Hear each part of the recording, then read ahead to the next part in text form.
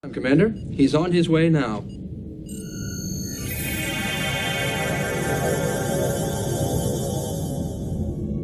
Hello, welcome back to Star Trek Sodium. This week we have facts about the Star Trek Next Generation Season 2 episode, The Icarus Factor, whereby Riker's father comes on board the ship. It was during the filming of The Icarus Factor that Wil Wheaton began to realise he was in trouble. He was standing under one of the lighting rigs on the bridge when the directed heat energy from the light meant that his haphazardly made Starfleet uniform began to melt at the seams. The arms were only attached to the main body of the top with a strip of polymer glue, which, while quite sturdy, would easily melt under even the slightest high temperature. Wheaton possibly reported that he felt something strange running down his back, and minutes later discovered that one of the sleeves of his top was actually sliding down his arm, leaving streaks of sticky black polymer, which would take hours to rub off of his fragile and weak skin. After this episode, it was decided that all garments used from Star Trek were to be actually stitched together properly and not use polymer glue. In The Icarus Factor, Dr. Pulaski takes centre stage a couple of times and really shows off to the audience what she's made of. The problem was, at this time, she was suffering from an extreme toothache caused by eating too many acidic oranges. After each scene, she would lie down, sedated on one of the sickbay beds, and have a nap for half an hour at a time. Unfortunately, Rick Berman was unaccepting of her excuse of having a bad toothache and administered one of his famous punishments.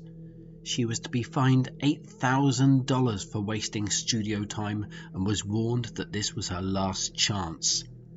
I can talk to a whole room full of admirals about anything in the galaxy, but I can't talk to you. It was at the time of recording The Icarus Factor that the science fiction war of 1988 was really starting to heat up. Over at the production of Short Circuit 2, one of the actresses had suffered a broken leg and needed to be replaced as soon as possible. The role of Homeless Lady Number 3 was only a small part, but the producers of Short Circuit 2 saw an opportunity to really stick it to Star Trek. The producers reportedly approached former Star Trek actor Gates McSomething and offered her $600 for only 3 hours work. They even extended the role so that she would have one line of dialogue. That's why those with eagle eyes would notice that one of the homeless characters seems very familiar. But it's also the very scathing comment that she delivers in the film that really hits Star Trek hard. The guy probably had mental illness. The line was obviously aimed at Rick Berman, as she was always saying this about him. And when Rick heard that Short Circuit 2 had included a line aimed directly at him, he decided that enough was enough. Those of you with eagle eyes will no doubt have noticed that Lever Burton's usually perfect, clean, gold Starfleet uniform was smeared with muddy marks. Earlier that week, Lever and his cousin Tim had been at a skate park on the Hollywood Hills, Tim filming Lever doing some of his favourite jumps, when apparently Burton tumbled from his skateboard and rolled through a bunch of brown mud. The problem was that Burton was still wearing his Starfleet uniform, as he'd forgotten to take it off in haste to get to the skate park. Although it wasn't damaged, the costume was mudded and there was no time to clean it up prior to filming the episode. They tried to put him in darkened scenes, but that didn't really work out. I'd be a fool to turn that promotion down, wouldn't I? I don't know. And if you're asking me what I Now, think... prior to the filming of Season 2, Jonathan Frakes reportedly suffered an awful accident. On his way home from McDonald's, he collided with a trash collection cart and shattered his hand, to bits.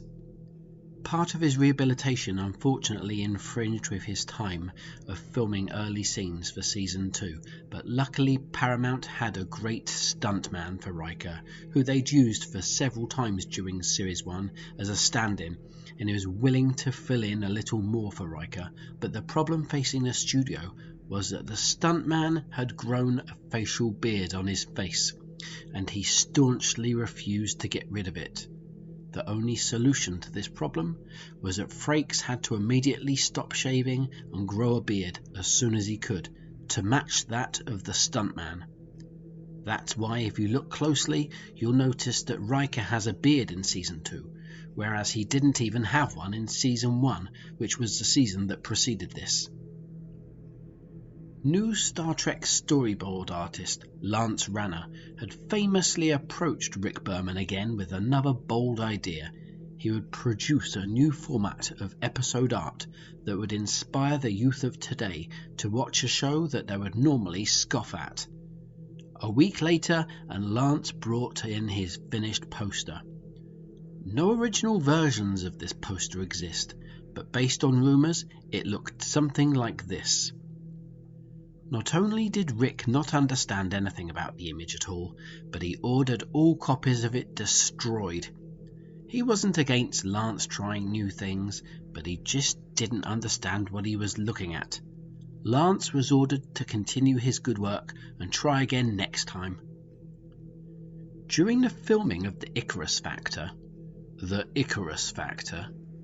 Patrick Stewart had been snacking on his favourite snack, pistachio nuts, and had somehow dropped nutshells all over the damn set.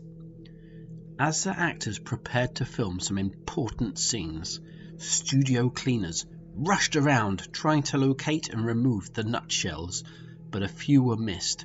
So during the filming of the scenes for the episode, you can hear crunches in 2 places as the actors walk around on the bridge. It's the sound of pistachio nutshells being crushed beneath the shoes of the actors, because Patrick Stewart had been eating nuts prior to filming. Most of the shells had been cleaned up, but some of them were missed, and they were stepped on while the scenes were being filmed. The crunches picked up by the television microphones were this sound.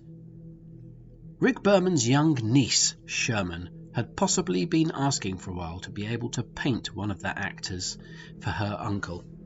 Rick immediately selected Marina Citrus, the actress. Rick managed to get Marina Citrus to come and sit down for his niece, and she sat down there for a couple of hours. Marina had no expectations of what to expect, but was horrified by the end result of the painting. Thankfully, though, Rick's niece, Sherman, used this painting for her art course at college, and it helped her to pass with flying colours and to gain her a scholarship for Kingston Community Art University.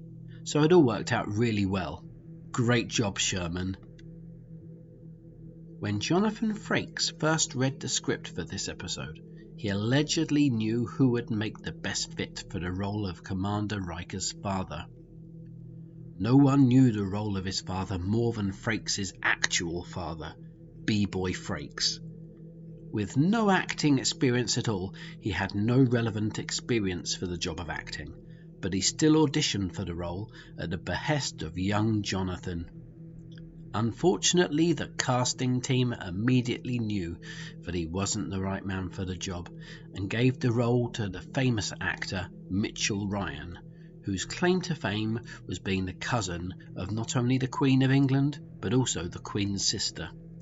Another actor who had interest in the role was Brent Spiner, but unfortunately his job opportunity here was declined because he already plays a different character in Star Trek. He actually plays that of the robot Data. Well, thanks for discovering these interesting facts about Star Trek Next Generation Season 2. Go ahead and subscribe if you want lots more facts in the future. And facts from the past, because I have lots of fact videos. Go and watch them all. Do whatever you like, or don't watch them. Subscribe or don't. Thanks very much. Leave a comment and all that stuff. And hopefully I'll see you next time, or I won't. Ta-ta! Ta-ta!